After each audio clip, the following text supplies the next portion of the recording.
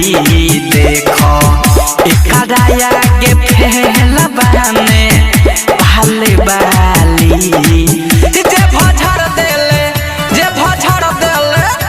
भजर देले छौरी बंगाल वाली जे भजर देले छौरी बंगाल वाली जे भजर देले छौरी बंगाल वाली डीजे विकास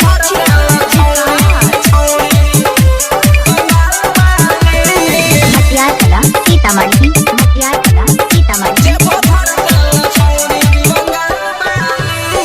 सहर्ष रिकॉर्डिंग स्टूडियो भूतही चौक सीतामढ़ी संजय सराबी कौन खिचलावेली के इशारा अंकित रवि के बोलावेली संजय सराबी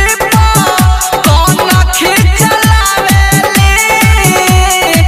के इशारा डीजे विकास के बोलावेली देखो राजू रविंदर कहे